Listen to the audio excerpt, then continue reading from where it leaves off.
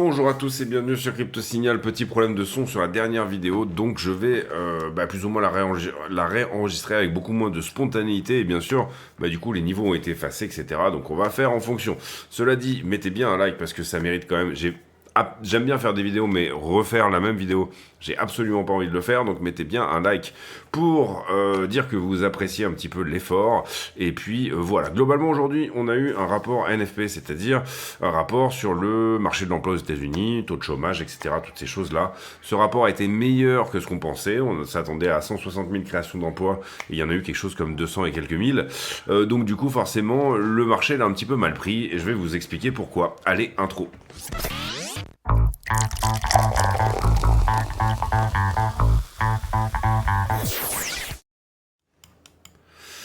Alors, aujourd'hui 14h30 est sorti le rapport NFP comme je vous l'expliquais. Ça nous a provoqué une petite baisse qui depuis a été ravalée. C'était d'ailleurs un des scénarios qu'on évoquait dans l'idée, c'est-à-dire que finalement ici quand on était de retour sur les à peu près 92 000, eh bien cette baisse avait probablement déjà fait son cours. Ce qu'on voyait quand même d'une certaine manière également, c'était que toute cette montée-là était assez algorithmée, très droite. Vous le voyez, une douzaine de bougies horaires à la suite, voire même un peu plus, une quinzaine de bougies horaires à la suite qui vraiment on sentait qu'elle voulait aller chercher quelque chose. Ensuite la nouvelle sort autour des 14h30, derrière ça se met à shorter massivement sur la nouvelle et là on vient chercher les shorts bien évidemment. Pour le moment, ce qu'on peut dire c'est que pour moi et à mon sens, on avait pas mal de trends ici qui ont été chacune cassées, d'accord, et qui, pour moi, nous emmèneraient actuellement, en tout cas quand je regarde la structure, plutôt autour des 98 249, et ça c'est plus ou moins sur cette idée de la technique des points pivots. C'est-à-dire qu'à chaque fois qu'on vient casser une trend, on se dit que on va mettre à plat finalement tous les points pivots qui sont communs à toutes ces trendlines de distribution. Donc ça, pour moi, voilà, c'est quelque chose d'assez correct. Personnellement, j'ai ouvert quelques trades dernièrement que je vais vous montrer. Ça, c'est celui que j'ai ouvert hier. En l'occurrence, ici il est pas trop mal. Personnellement, et c'est ce que j'expliquais dans la vidéo précédente, j'ai dérisqué une bonne partie à 95,5 et en fait, c'est passé crème pour le moment, en tout cas. Donc, du coup, voilà, ce trade est totalement dérisqué. J'ai un trade qui est complètement sous l'eau sur Ethereum en 20x, ouvert autour des 3467, qui sera défendu un petit peu plus bas sur la zone des 3000, mais qui lui est en marche croisée. C'est pour ça qu'on arrive à des niveaux autour de moins 100%. Et puis après, il y a les runners qu'on avait bien évidemment sur Bitcoin. On a également du runner sur XRP. Et on a également du runner sur Ethereum, si j'arrive à retrouver le trade. Voilà, il est là. Où là, c'est plutôt vraiment du reliquat de position. Mais il faut bien comprendre que du petit reliquat de position, si j'ai le temps, je vous ferai un petit screen, parce qu'on parle en soi, en position qui reste là-dedans. Allez, il doit y avoir quelque chose comme peut-être 1000 ou 2000 dollars. Mais en l'occurrence, étant donné les pourcentages, ça se transforme assez vite en PNL qui sont autour de 30-40 000 dollars. Donc ces petits runners qu'on laisse courir, finalement, ça fait une bonne perf à la fin. C'est ça que je me tue à vous expliquer tous les jours. La question est sur la 4 heures, notamment, c'est toujours un petit peu la même, c'est comment on descend et comment on monte. Alors je vous engage pas forcément à utiliser le chartisme pour vous demander comment on descend et comment on monte, plutôt peut-être cette idée de impulsif, correctif, éventuellement qu'on utilise assez souvent, mais personnellement moi j'aime bien voir les choses de manière chartiste. Et là en l'occurrence on voit cet élargissement qui lui nous donnerait une target globalement à peu près autour des 115, mais derrière ça veut pas y aller, ça flag un petit peu et en fait finalement ça nous fait cette structure qui est un élargissement symétrique de creux potentiel parce que tant qu'il n'a pas cassé ici en haut, on ne sait pas s'il a cassé en haut, et tant qu'il n'a pas cassé en bas, on ne sait pas s'il a cassé en bas. De toute façon, à un moment donné, il cassera quelque chose, on va pas se balader en crabe entre 93 et 98 ad vitam aeternam, mais d'une certaine manière, ce range 93, excusez-moi, donc élargissement symétrique de creux, qui généralement est soit une figure de continuation baissière, soit une figure de continuation haussière. Globalement, vous avez 56% qui partent vers le haut, et vous avez du coup le reste, c'est-à-dire 44 qui partent par le haut. Je vous dis une connerie, c'est 42, donc du coup ça veut dire que vous avez 2% qui sortent par le côté, ou en tout cas qui traîne en range pendant un certain temps. Ce que vous pouvez voir dans cette idée d'un élargissement symétrique de creux, c'est une indécision, hein, c'est ce que j'ai déjà un petit peu expliqué hier, et également ce que vous pouvez voir, c'est un range qui purge en haut et en bas pour le moment. Est-ce qu'il a fini sa purge en bas? Pour le moment, on n'en sait rien. En tout cas, il y a une petite réaction. Petite réaction sur quoi? Qu'est-ce qui a rejeté en haut? C'est un 4 heures qui était ici, vous le voyez, on l'avait mis sur la charte depuis plusieurs semaines. Et qu'est-ce qui a rejeté en bas? C'est le 1 heure et le 15 minutes que vous voyez là. Personnellement, je verrais bien à un moment donné le prix venir toucher 89,5. Pour le moment, pour une belle réaction, hein. Je pense que là, pour le coup, si on y va, ça serait une très belle réaction parce qu'on serait totalement passé sous la structure, y compris sous cette mèche et celle-là. Même si cette mèche et celle-là ont laissé le temps à très peu de gens de rentrer. Il fallait là, ici, il fallait être déjà dans les carnets d'ordre. Vous comprenez que dans cette bougie-là, il fallait déjà être dans les carnets d'ordre si vous vouliez rentrer, ou alors il fallait faire un très gros achat market. Mais pile poil à la seconde où s'est passé ce truc qui, grosso modo, s'étale sur à peine une trentaine de minutes, hein, je crois. Cette mèche, elle est vraiment magnifique. Voilà, c'est ça, vous voyez, en 1 heure ici, voilà, 15-30 minutes. Donc voilà, perso, pour le moment, je vois bien un petit retour à minima sur cette zone-là et peut-être venir couvrir cette imbalance, c'est-à-dire venir mourir sur les 100 000 $. Maintenant, ça n'engage que moi, et pour le moment, ce qu'on peut voir, c'est ça, c'est très algorithmé, c'est très mou, ça, c'est un peu plus impulsif. Maintenant, par contre, on a ravalé toute la baisse qui s'est faite au moment de ce fameux rapport NFP. Rapport NFP qui nous dit quoi? Qui nous dit que finalement, le chômage est plutôt à 4,1 que à 4,2, comme on avait pensé, comme était le consensus. Et avec une création de 256 000 emplois au lieu de 160 000. Globalement, ça vous dit quoi? Ça vous dit que, d'une certaine manière, le marché de l'emploi va plutôt bien aux États-Unis. Il se reprend un petit peu. Donc ça fait un petit peu une croix sur une potentielle récession, ce qui est plutôt une bonne nouvelle. Mais ça fait également une croix sur cette idée que la sphère monétaire va continuer son pivot plus rapidement. Elle nous a déjà annoncé ralentir sur son pivot, hein, c'est ce que nous a dit Powell. À partir de là, sur quoi on va avoir les yeux? On va avoir les yeux tout simplement sur le prochain CPI qui aura lieu le 15 de ce mois, hein, du coup. Alors, je sais pas trop ce que je regarde là. Oui, c'est ça, voilà. Ici, vous voyez le CPI, l'indice des prix à la consommation aux États-Unis, qui nous dira si on est en augmentation ou en diminution. Comprenez bien qu'une augmentation du CPI, avec un marché de l'emploi qui est très fort, donne à Powell toute la latitude possible pour baisser les taux beaucoup plus tard. Et ça, la sphère, on va dire, des actions et la sphère Bitcoin, la sphère monétaire, d'une certaine manière, la sphère risk-on, et la sphère monétaire ne va pas apprécier. En revanche, si jamais on a une inflation qui diminue très légèrement en même temps qu'on a un marché de l'emploi qui diminue lui aussi, c'est plus ou moins un soft landing qu'on est en train de voir, d'accord? Donc là, dans l'idée, c'est peut-être beaucoup mieux. Donc on va garder un œil sur l'inflation, c'est d'ailleurs ce qu'on va faire pendant cette vidéo. On va rapidement aller voir l'indice de la Fed de Cleveland, qui est vraiment quelque chose qui a été plutôt précis, plutôt accurate, dernièrement en tout cas, et qui a plutôt bien fonctionné. Et en l'occurrence, l'indice de la Fed de Cleveland nous dit que le CPI pourrait être à 2,86 pour le mois de décembre. Alors, le mois de décembre est toujours un mois un petit peu haussier, parce qu'il y a Noël, parce qu'il y a toutes ces choses-là, donc on en profite pour augmenter un petit peu les prix, bien évidemment. Et puis, ce qu'on peut voir sur ces 2,86, c'est qu'avant, on était bien sûr à 2,7 en termes d'inflation, donc du coup, qu'on serait potentiellement sur une augmentation à nouveau de l'inflation, c'est-à-dire exactement ce qu'on ne veut pas voir. Donc attention à ça. Je sais pas où je suis là. Pourquoi il nous affiche pas la... Ah bah voilà.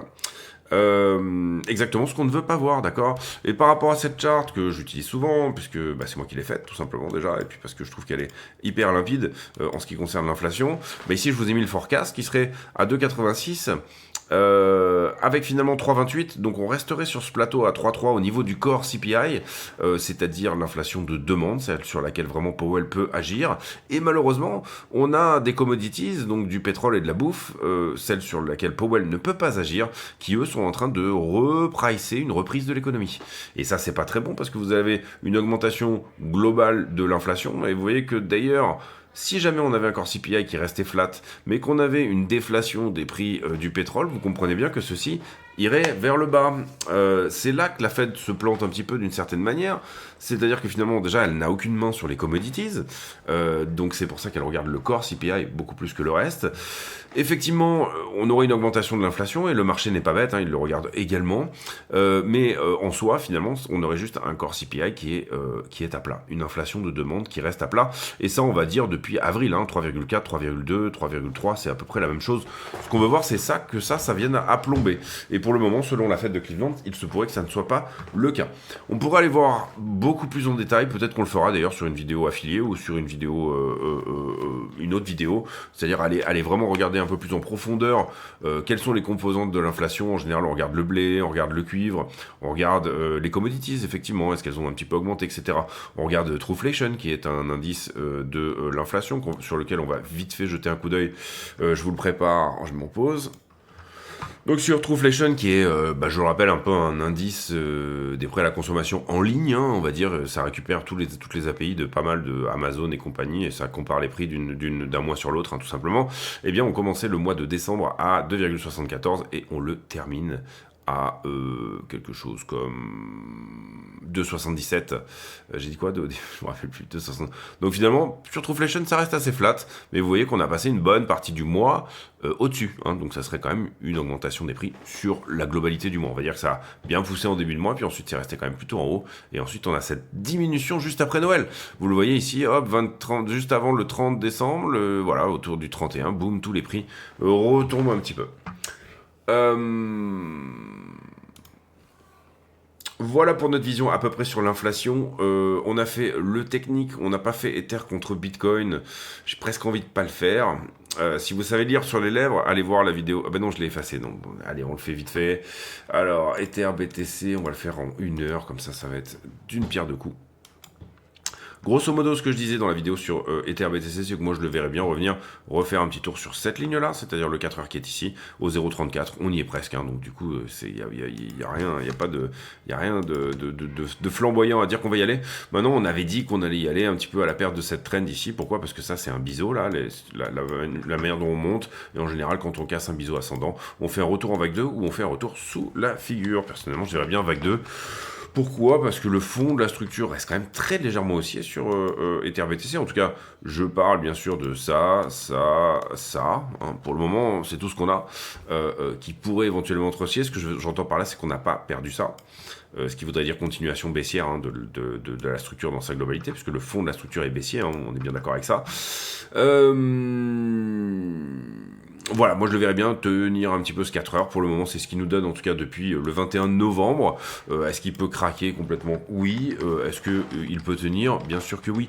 Donc du coup, je pense que c'est éventuellement un coup à jouer que de basculer Ethereum sur ce type de niveau. Maintenant, ça n'engage que moi, et vous voyez que c'est pas nécessairement la chose à faire. En tout cas, on voit qu'à la perte de cette petite trend ici, ça part très fort, ça réintègre complètement le triangle ascendant qui était là, ça vient quasiment échouer dans la mèche qui avait créé le bas de ce triangle ascendant, et pour le moment, oui, on est sur support, mais c'est pas très joli, hein, ce qui se passe sur Ethereum. Je pense qu'on est bien d'accord. Ici, on est sur un Ethereum qui est beaucoup plus, parce qu'en fait, sur Bitcoin, vous avez des longues à venir chercher, vous avez des poches de liquidité, hein, on va le voir tout à l'heure, il y en a une à 98, il y en a une juste en dessous de 90, c'est ce que je vais vous montrer dans la liquidité, hein, en fin de vidéo. J'en profite d'ailleurs pour vous dire de ne pas hésiter à vous abonner, activer la cloche des notifications, venir éventuellement nous rejoindre sur le Discord, vous intéresser aux liens d'affiliation qui sont sur Bluffin, BitGet, Qcoin et autres, je ne me rappelle plus de tous, mais vous allez voir effectivement sur la description de la vidéo, vous avez tous les liens, et tous les liens qui globalement peuvent aider la chaîne. Je rappelle que tous les bénéfices sont reversés à Mécénat Chirurgie Cardiaque qui opère des enfants ayant eu des problèmes cardiaques dès la naissance dans des pays dans lesquels les infrastructures n'existent pas, qui sont nés dans des pays dans lesquels les infrastructures n'existaient pas et qui les fait venir en France et qui les opère. Donc il y a plusieurs merdouilles un petit peu sur cette charte sur Ethereum. Déjà pas de réaction sur Trend, ça c'est pas génial, hein, d'accord. Pas du tout de réaction non plus sur ça, qui aurait dû en théorie se transformer en support. Et là on passe au travers, mais comme une passoire. Et là c'est vraiment pas joli, hein, ce qui se passe sur Ethereum. De ce point-là à ce point-là, en gros il nous dit non, moi je vais peut-être plutôt latéraliser pendant un certain moment. Le sweet spot sur Ethereum, moi j'en ai beaucoup parlé. Pour moi, il se trouve ici, hein, entre 2749 et 3000, en tout cas au sein de la structure haussière qu'on est en train de voir. Maintenant, il se peut qu'on continue également cette structure haussière-là, c'est-à-dire que là, pour le moment, c'est un petit peu en train de comprimer, encore que, oui, si, c'est ça, c'est une forme de compression, hein, comme ça, là, vous voyez, là, j'arrive pas à casser ça, donc vous aurez un peu la direction. Si vous perdez ça, c'est pas très bon. Si vous cassez ça, c'est plutôt bon. Mais en soi, voilà, je pense que d'une certaine manière, c'est souvent dans les pots cassés qu'on fait les meilleures confitures, en tout cas ici en ce qui concerne Ethereum. J'ai envie de dire que ouais, un coin qui a vraiment une sale gueule, même si c'est pas une sale gueule, parce que le fond de la tendance est totalement haussier sur Ethereum, hein, je le rappelle, il n'y a pas de souci avec ça. Et ben ça peut être effectivement, pour le coup, une forme d'opportunité. En tout cas, l'échec, pour le moment, il se fait très exactement sur les niveaux de mai et de mars. Donc ça distribue assez fort sur ces niveaux des 4000. Et puis pour le moment, on va voir si jamais il nous donne une structure de retournement là-dedans, c'est-à-dire épaule, tête, épaule, et puis s'en va, et puis retourne finalement en bas, hein, sur la zone des 2000. Personnellement, encore une fois, je trouve qu'il y a un sweet spot dans cette zone-là, c'est-à-dire que ça pourrait se transformer en support. Maintenant, vous comprenez que si on regarde ne serait-ce que le fractal de ce qui s'est passé là, il n'y a pas eu du tout de transformation en support, on est complètement passé au travers et on est complètement revenu ici sur le bas. Hein. Si on recommence, si on réitère la même chose, Ether aime bien les triangles rectangles, si on réitère la même chose, c'est un retour sur la zone des 2000$. Je ne pense pas qu'il ira, personnellement je joue même, d'ailleurs vous l'avez vu sur le trade qui est effectivement sous l'eau, je joue même plutôt les 5 ou 6000, donc la cassure de toute cette structure-là par le haut, mais on n'a aucune certitude en trading, c'est pour ça qu'on se protège, c'est un petit peu comme, j'allais dire un truc sale, mais c'est peut-être pas la peine de le dire. Le total 3. Total 3 ici, c'est à la fois moche et pas moche. Vous avez ce petit support 4 heures là ici qui est plutôt mignon. Pour le moment pas de trend, hein, c'est-à-dire que vous comprenez ici, ça c'est une trend vraiment qui n'est que potentielle. Elle n'existe pas, hein, d'accord. C'est facile de faire une droite avec 2 points. Pourquoi je l'ai bougé? Parce que pendant la vidéo précédente, déjà elle a un côté assez parallèle à celle qui est au-dessus, donc ça j'aime bien. Et puis également en fait finalement on disait que le fait qu'on ait perdu ça peut nous emmener finalement dans quelque chose de correctif peut-être. Donc attention à ça. Qu'est-ce que ça voudrait dire? Alors moi j'irais plutôt dans l'idée et ça, on en a parlé hier, une impulsion, une correction et une nouvelle impulsion. Maintenant attention à ce que ça s'alarve pas. On veut que ça s'accélère maintenant. On veut que ça aille chercher les 30%. Et puis c'est tout. Ici il faut bien comprendre que sur les altcoins en général les mouvements ils sont plutôt brutaux comme ça. Typiquement. Et là, comment dire, à moins qu'on se retrouve, alors on peut aller chercher des exemples un peu plus dans le passé, mais dans quelque chose semblable à ça, ça ressemble pas trop à une alt season. En tout cas, en général, c'est longue et très longue. Là, ici, les très longues corrections, on les voit pas trop. Sauf à revenir vraiment loin dans le passé, c'est-à-dire reprendre une charte qui se trouve plutôt par ici, et en gros, essayer d'aller chercher des endroits typiquement comme ceux-là, d'accord? C'est-à-dire ici. Si vous cherchez un fractal, impulsion, correction, impulsion, il est possible qu'on soit dans impulsion, correction, impulsion, avec des alts qui iraient pour... alors là, c'est pas un pourcentage pour le coup, puisque on divise par BTC USD, mais c'est pas trop un problème. Voilà, vous comprenez l'idée. Là, ici, on regarde la performance par rapport à BTC. Et voilà, pour le moment, en tout cas, voilà, ça reste quand même quelque chose de... très correctif là-dessus, très impulsif là-dedans, pour l'instant correctif, mais est-ce qu'on fait une correction qui a la même gueule que ça pendant X temps? Est-ce qu'on reste dans une espèce de canal hyper long? Ou alors est-ce qu'enfin on arrive à s'en affranchir et à dégager par le haut? Quand on regarde,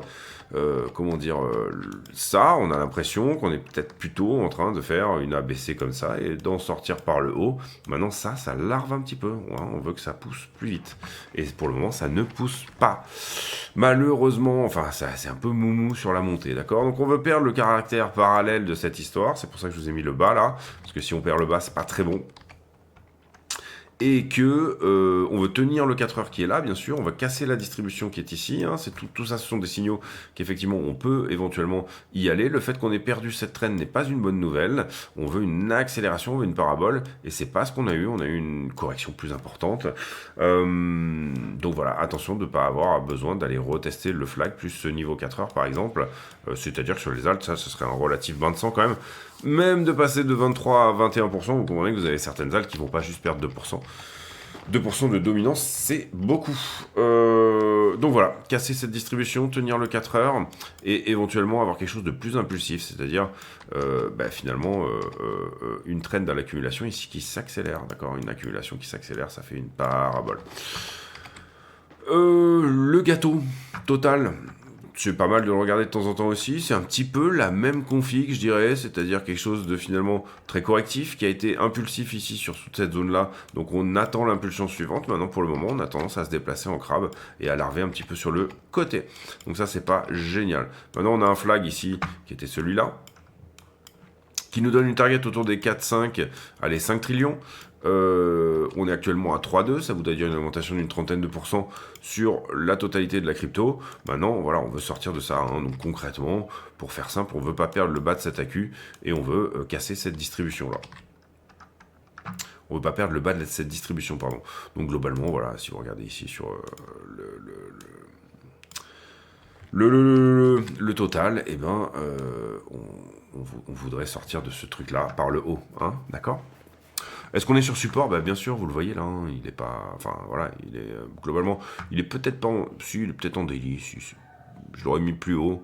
Personnellement, je trouve que c'est plutôt un weekly. Hop. Voilà, support weekly qui serait par ici. D'accord. Maintenant, on va voir ici si ça tient le game ou pas. Ici, ne surtout pas clôturer une semaine en dessous de ça, parce que ça voudrait dire qu'on s'installera dans plus qu'une prise de liquidité, d'accord ? Mais pour le moment, dans cette correction, c'est l'endroit où en weekly, on n'a jamais, ne serait-ce même que ouvert, on n'a jamais ouvert et clôturé, on n'a jamais hard closé ce niveau. Donc le niveau des 3,2 trillions est très important, et vous comprenez qu'on n'en est pas loin là, on vient juste d'aller faire un petit tour en dessous, mais on n'en est pas loin. 21 minutes sur le technique, on va vite fait passer sur le fondamental, mais on a déjà épinglé une bonne partie du truc. Donc là, oubliez cette vidéo, hein, bien sûr. Je pense que je sais pas si je peux supprimer le post, non, même pas.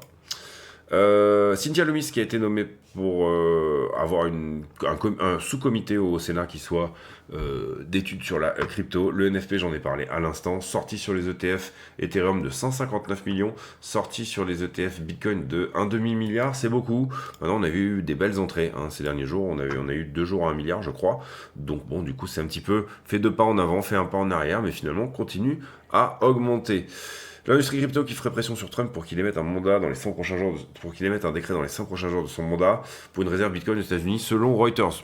Ça veut un peu rien dire, l'industrie crypto, ça sent un peu la rumeur. Maintenant, c'est Reuters, donc normalement, théoriquement, c'est plutôt crédible, et du côté du Parlement allemand qui se réunit éventuellement pour essayer de parler crypto, à savoir sortir des bons du gouvernement sur la blockchain, avoir un petit peu une discussion sur une réserve stratégique. Alors comprenez qu'on est vraiment sur de l'aspect discussion pour l'instant, hein. Je vous rappelle que les Allemands ont vendu un beau paquet de Bitcoin autour des 50 000 $, ils doivent bien s'en mordre les doigts maintenant, avec un gros manque à gagner, et puis approuver les ETF Bitcoin.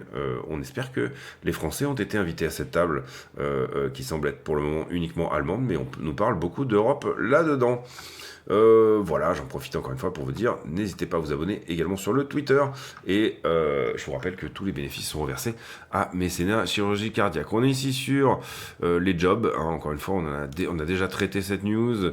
Revolut qui fait un partenariat avec Pit Network pour les avoir comme Oracle, un petit peu de la vieille nouvelle finance et de la crypto qui se mettent ensemble sur fond de Oracle. C'est une très bonne chose par rapport au RWA et par rapport à toute cette possibilité que proposent les oracles. En tout cas, c'est une très bonne chose.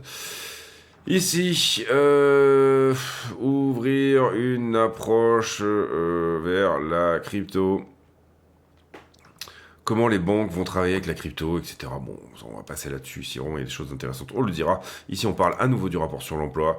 Ici, il y a eu effectivement un accord pour vendre 6 milliards de Bitcoin. Est-ce que ça va être vendu ou pas ? Donc dans les 9 derniers jours du mandat de Biden, il faudrait comprendre que 6,5 milliards, je pense que c'est 50 000 BTC si je me trompe pas. Il en reste 200 000 au niveau des États-Unis, ça ferait un quart des BTC qu'il leur reste. Si je dis pas de bêtises, hein, je fais ça vraiment de mémoire, mais de calcul vite fait. Ce serait pas très joli qu'ils nous vendent tout ça juste avant de partir.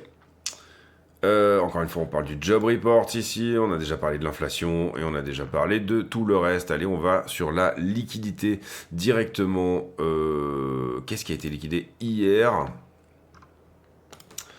Sur les dernières 24 heures, 318 millions, c'est pas beaucoup. Principalement du short, plus que du long, vu l'action de prix, c'est relativement normal. Et vous voyez que Bitcoin et Ethereum font à peu près la moitié, ce qui est plutôt normal. 318 millions, c'est une journée normale en ce moment. Ici sur la chart, je vous ai déjà mis à jour les niveaux, puisque bien sûr j'ai déjà fait la vidéo, je le rappelle. Encore une fois, on prend le temps de mettre un like, parce que c'est vraiment chiant de la refaire. Je vous avoue que je suis pas trop joasse.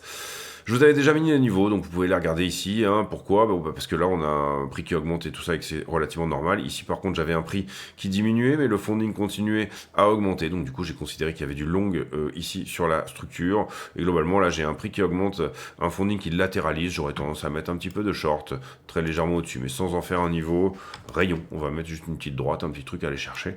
Pourquoi pas? On est aux 20 milliards d'open interest, ce qui veut dire qu'on peut reprendre du levier. En tout cas, c'est ce qu'on a fait par le passé précédemment. iBlock, pour moi, la meilleure manière de lire un petit peu les liquidations, surtout si on cède en plus du funding, hein, donc du coup, ce qu'on vient de faire là juste avant. Voilà. Globalement, très belle poche de liquidité. Vous le voyez ici sur la zone des 99. 98 à 99 est une très belle poche de liquidité. Là, une semaine est quasi nettoyée au niveau des shorters. On est au contact d'une box de liquidité également, encore une fois, qui s'arrête à 99. Donc moi, je verrais bien le prix y aller. Maintenant, il est possible qu'on se retourne et qu'on aille sous 90. Il y a une petite poche de liquidité sous 90.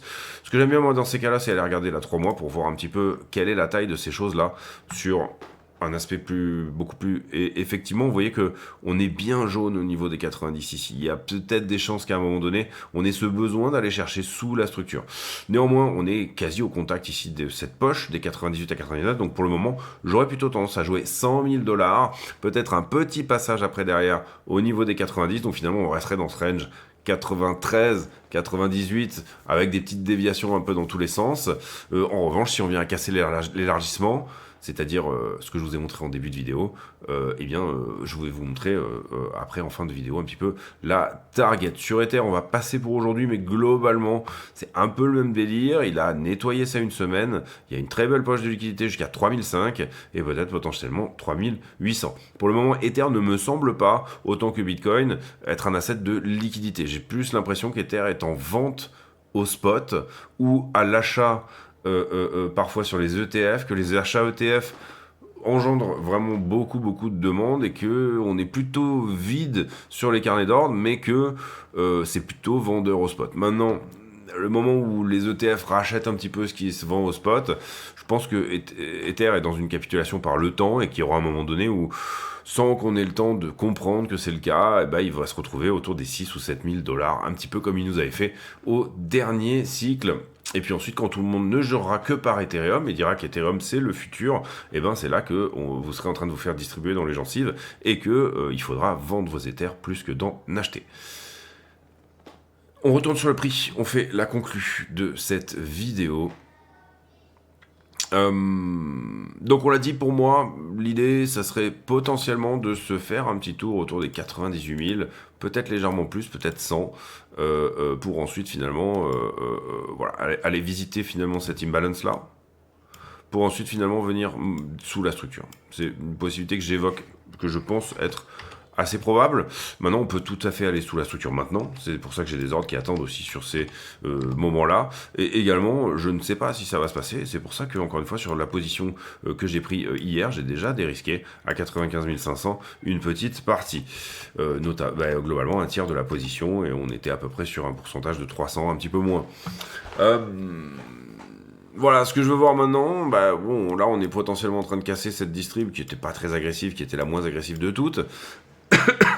Donc si on la casse pour moi et si on valide un retest de cette distrib là, c'est-à-dire que là on se reprend à partir de maintenant sur un niveau et sur la trend, on va regarder s'il y a des niveaux sur les petites TF, mais je pense que c'est pas trop dégueulasse. Ouais, voilà, on a un petit quelque chose. Pas incroyable, mais on a un petit quelque chose. En 15 minutes ici, on peut le mettre par là. Si on se reprend sur ce 15 minutes, ça me paraît plutôt chaud pour aller venir chercher plus haut. Qu'est-ce que ça voudrait dire globalement ? On peut l'imaginer comme impulsion, correction, impulsion, correction, impulsion. D'accord. Derrière, vous dire que c'est nécessairement ce mouvement-là qui ira à 98, sincèrement, j'en sais rien.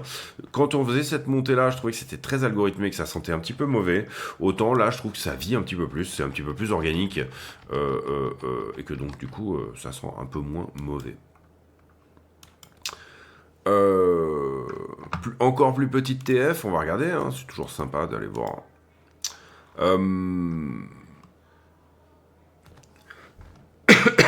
Alors, on a un caractère assez impulsif, hein, quand même dans ce qui se passe là. Globalement, quand même, on a ce retracement. Si on cherche un niveau 1 minute, il est clairement un petit peu plus bas. J'aurais du mal à avoir un niveau 1 minute qui a de la belle touchette, c'est-à-dire un peu partout, hein, vous le voyez ici. Peut-être plutôt un 5 qui pourrait être intéressant d'avoir. Ouais, on a un petit 5 qui est peut-être intéressant, là, vous le voyez, on le voit tout de suite. Ici. Pourquoi? Parce que j'ai un max de touchette et ça reste dans une time frame de 5 minutes. 5 minutes, on peut pas faire grand chose. C'est-à-dire que vous comprenez ici que on dévie, effectivement. Vous voyez là, par exemple, là, c'est assez vendeur quand même. On passe de 94,6 à 94,3, $300. C'est ce genre de niveau qu'on cherche un petit peu pour des entrées. Maintenant, est-ce qu'on est venu attaquer pour autant une vallée ou quelque chose? Oui, on attaque celle-ci, backside, c'est pas très profond. Je m'attendais peut-être plutôt dans la structure à ce qu'on vienne attaquer le bas ici, mais ça reste propre, ça reste un endroit où il est possible vous comprenez ici, si je vous mets tout pile cette vallée backside là ici, et ben c'est plus ou moins ce qu'on est venu chercher, et on a même une concordance un petit peu avec cette toute petite vallée qui doit être visible en 1 minute ici. D'accord. Donc ça c'est plutôt propre, je parle de ça, c'est plutôt propre dans des endroits où voilà, on se dit, bon, si jamais j'attaque la vallée qui est là en entier, bah, j'attaque la totalité du mouvement, hein, d'une certaine manière, enfin en tout cas, si j'attaque backside cette histoire-là, du coup, j'attaque un peu la tendance haussière. Ici j'ai mon creux, mon sommet, mon creux, mon sommet, frontside, pardon, j'ai dit backside tout à l'heure, mais frontside, ça veut dire que je monte en escalier, hein, c'est-à-dire je fais quelque chose comme ça. Je vais pas vraiment, on va dire, chercher dans le bas de la structure, hein, dans le bas de la correction. Tout de suite, voilà, je me reprends. Dès que j'ai reconverti mon imbalance, donc la poussée suivante, dès que je l'ai reconverti et que j'ai reconverti ça dans une forme de support, je me reprends. Voilà, je trouve que les niveaux sont pas dégueulasses là. Rentrer sur ces niveaux-là, c'est rentrer intraday, hein, bien sûr. C'est-à-dire, je rentre, je sors à 98, quasiment tout. Ici, quand je suis rentré à 92, l'idée c'était une entrée totalement intraday. Quand je suis rentré hier enfin pas intraday, mais un trade d'à peine quelques jours. Voilà, un trade qui serait peut-être un petit peu plus long dans le temps pour moi. Ça serait peut-être plutôt quelque chose qui serait déjà pris sous 90. Donc là, la position, je vous le dis tout de suite, elle fait un bitcoin en leveragé, c'est-à-dire globalement c'est du levier 50, donc c'est pas grand-chose. Ça reste une position autour des $2000. Donc c'est vraiment de la petite position qui se prend dans la journée. Elle est censée aller chercher globalement à peu près sa propre taille, peut-être un petit peu plus, voilà, entre 2 et 4000 $. Mais voilà, c'est pas des positions entre guillemets qui vont changer votre vie, quoi, voilà. Mais par contre, sur le mois, si vous arrivez à en passer plusieurs et qu'elles sont cohérentes, qu'elles se font bien, et surtout qu'elles ne vont pas péter plus haut que leur cul, hein. L'idée ici, c'est d'aller prendre une position qui respecte l'ATF dans laquelle on est. Globalement, vous comprenez que l'ATF, c'est quoi? C'est plus ou moins une latéralisation. Ici, entre 93 et 98, sous-entendu, dès qu'on passe sous la structure, j'ai peut-être une petite chance. Je me dégage une bonne partie sur, pour moi c'était la trend, hein, ici 95,5, c'était l'endroit où aussi il y avait un petit peu de liquidité hier. Aujourd'hui, je trouve qu'il y a vraiment des choses intéressantes à venir cueillir jusqu'à 99 même, je dirais, ici, dans ces zones-là. Alors pourquoi ne pas y aller? Si le prix a envie de distribuer sur toute cette zone-là, s'il a terminé cette distribution avant, il ne nous donnera pas ce qu'on veut, mais pour le coup, ça restera quand même un trade plus ou moins gagnant. Donc voilà, c'est plus ou moins une manière de trader. Alors, il y a plus ou moins une manière de trader le range, j'entends. Il y a un truc qui serait peut-être intéressant à faire si on voit les choses vraiment comme un range, c'est de se mettre ici sur à peu près la totalité du business, de cette espèce d'élargissement, range, appelez-le comme vous voulez, ceux qui veulent pas parler de chartisme et qui veulent dire 80% du temps, le marché se déplace en range, ce que je trouve extrêmement réducteur, parce que finalement, vous le voyez, même dans un range, entre guillemets, il reste toujours des petites choses à voir, il y a toujours des flats, il y a toujours voilà, des nuances, il y a toujours des... donc je trouve ça très très réducteur de se dire, bah, je vais trader le range, etc. Bah, parce que je trouve qu'on loupe une partie de la narration, enfin de l'idée.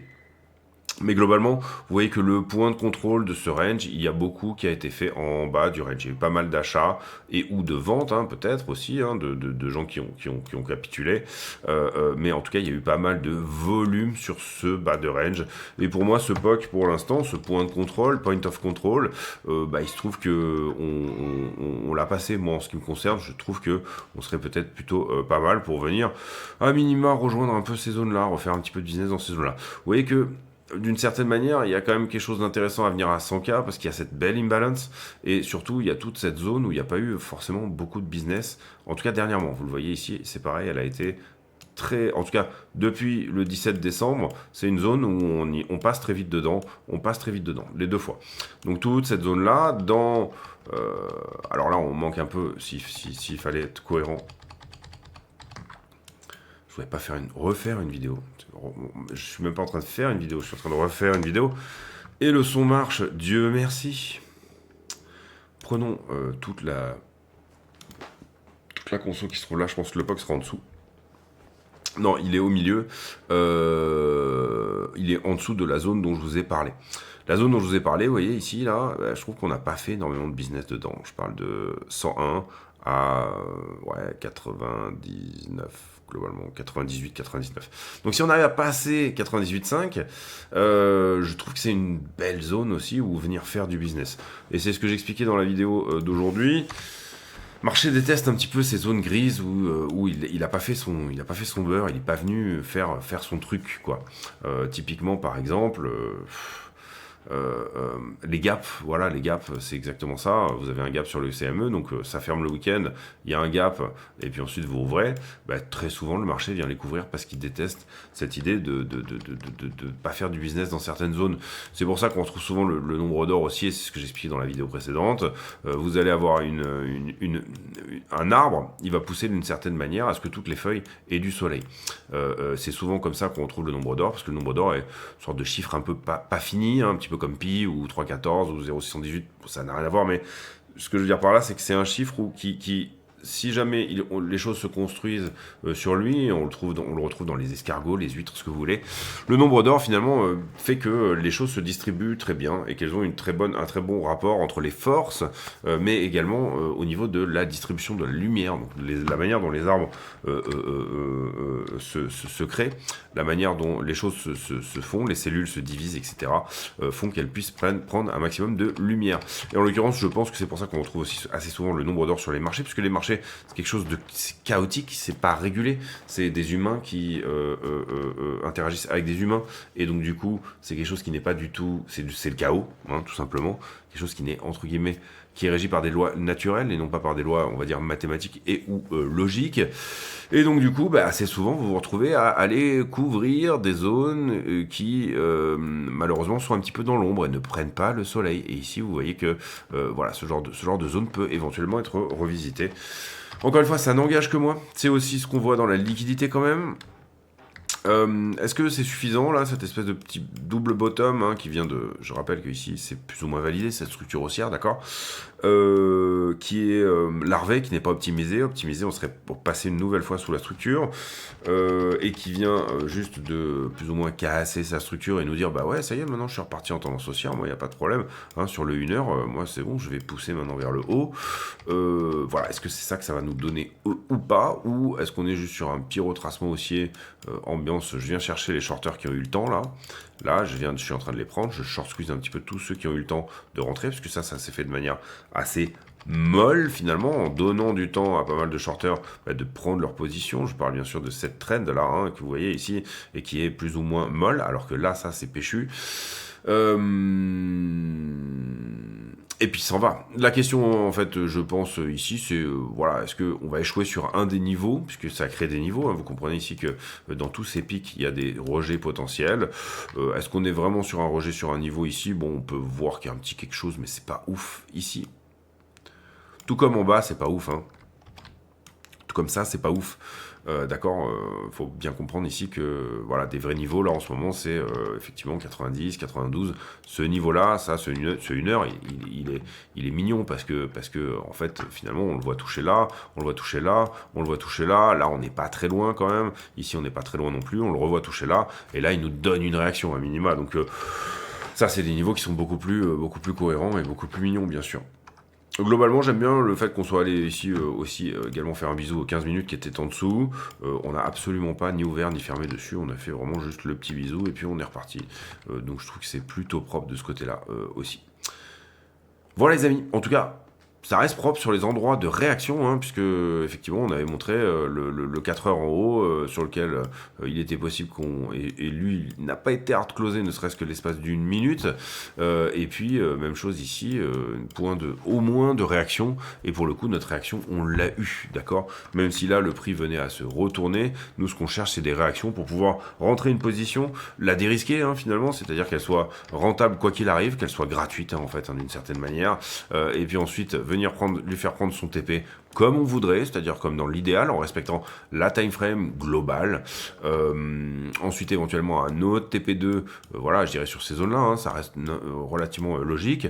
Et puis, laisser pousser un runner sur des zones dont on n'aurait même pas imaginé avoir eu envie d'aller, et c'est ça qui fait la perf derrière.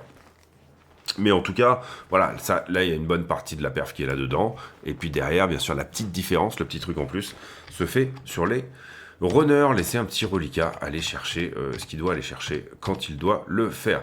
Je vous laisse là-dessus, j'espère que cette vidéo vous a plu. J'ai pour habitude en fin de vidéo de poser une question à la con, c'est-à-dire une question qui n'a rien à voir avec le prix du Bitcoin, mais qui nous permet de converser de choses et d'autres. Et en l'occurrence, la question du jour, je vais prendre la même que celle que j'avais posée dans la vidéo de Véronique Sanson. Est-ce que vous êtes plutôt, pour ceux qui boivent un petit peu du thé vert ou thé noir? Personnellement, je suis grave thé noir.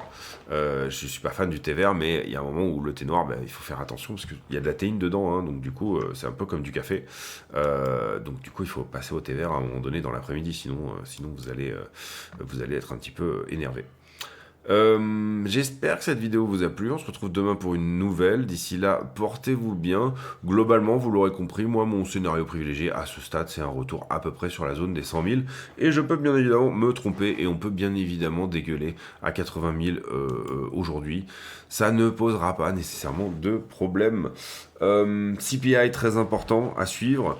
Est-ce que le CPI va être de l'ordre de ce que nous dit la fête de Cleveland et ce qui est probablement en train de se mettre dans les prix, hein. D'ailleurs, il faut bien comprendre que je suis pas le seul à regarder tous ces trucs-là. Donc, est-ce que le CPI va être plutôt dans ces zones-là ou va nous donner une petite surprise? C'est un petit peu la question du moment.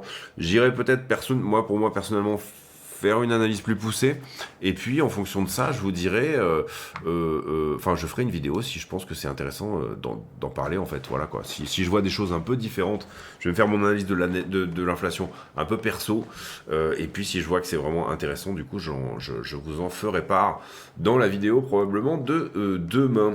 On se retrouve demain pour une nouvelle vidéo. D'ici là, portez-vous bien, voire même portez-vous très bien, et puis à très bientôt. Ciao, ciao.